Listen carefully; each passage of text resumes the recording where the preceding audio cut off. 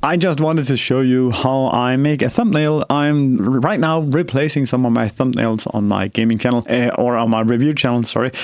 And I'm just going to show you the process here. I am trying some different layouts here. I'm actually doing this with video recording. So these are like just 4K video recordings. And right now I see all of my thumbnail faces here. And once I'm happy with the face that I want, like say for this controller, or I just want to show you, I just did one for this, and I just wanted to show you how it gets from, let me just zoom in a bit, how it gets from this thing in here to that. I'm just going to show you the process so that maybe you can copy it. Right now I want to make for this ampli game right here. You can export this from the color tab. There's different, like just grab still, but there are different ways. Normally I have this on a 4K resolution. Not right now, I have it on 1080p so that you can follow along, and then I'll just grab the screenshot. I did that and put it into Photoshop, so here it is. So once I have it inside of Photoshop, the first thing I like to do is I like to make this into a smart object. It's kind of locks pixels on this object, and then I can take this and I can transform it up and down without losing any of my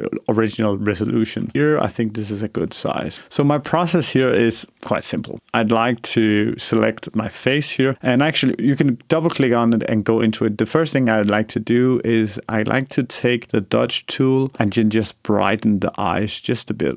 So maybe I just brighten it and maybe just do like this and do like this. Sometimes I also do it a bit with the teeth. What I want to do next is the filter that most people in my mind should be using on thumbnails is the Camera Raw filter.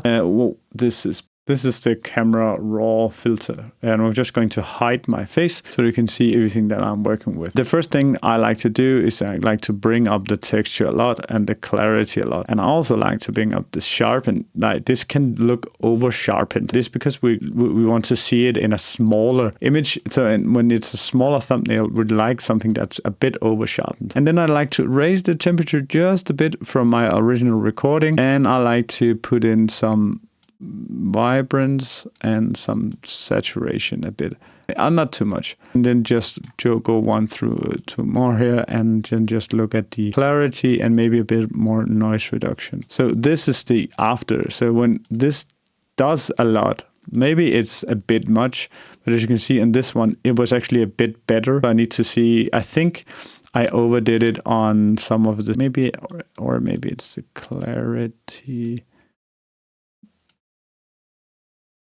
This is much better. And then in Photoshop, I like to use the select subject, so I can select myself here, and then I make a copy of the layer, and then I put in this, it's called a mask on it. And between those two layers, I just put in a black background that I lower the opacity on. It's just to separate myself on the background. What I also like to do is to put in a slight bit of shadow. Yeah, this is just a slight bit of shadow. And then I have some inner and some outer shadow. I'm just going to show you here.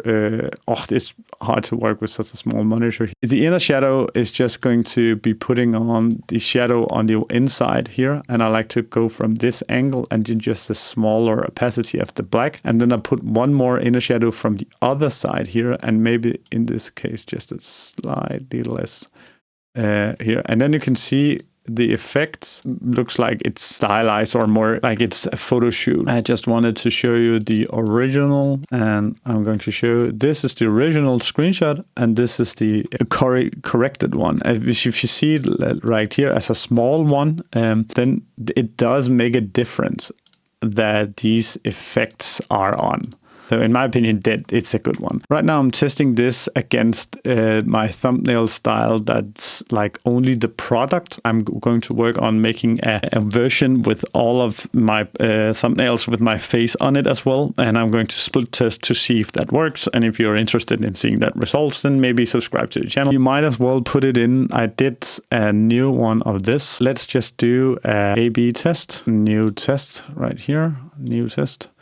I'm going to keep testing this against. I made a new one. So I don't know if I have enough data to actually test this out. This is my old one and this is my new one. I don't think I have enough data. For some reason, this video didn't really work as well as I wanted it to, but maybe it wasn't edited that great. But as you can see here, this video only got 126 views, and the video coming after it, this got like 2,500 views. It kind of tanked. If you want to see the results of the video where I test that thumbnail right here, and when I launch it, then I will happily share it, and then subscribe to the channel so you can see when I post this video. If you are interested in more data from behind the scenes, click on this video right here where I share everything that I've earned the last couple of years here on YouTube.